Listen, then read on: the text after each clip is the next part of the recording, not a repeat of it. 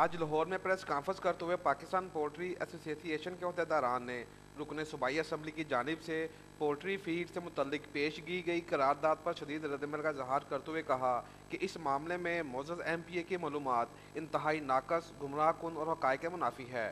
رکن صوبائی اسمبلی ایوان میں عوامی نمائندگی کی بجائے غلط معلومات پھیلا رہے ہیں، جس کے پولٹری انڈسٹری پر منفی اثرات مرتب ہو رہے ہیں۔ پریس کانفرنس کرتے ہوئے ان کا کہنا تھا 80% گوہی، 85% فیڈ اور 100% پولٹری پروسیسنگ پلانٹ پنجاب میں قائم کیے جا چکے ہیں۔ غذائی قلت کے مسئلے پہ قابو پانے کے لیے پاکستان پولٹری انڈسٹری دن رات کوشاں ہے۔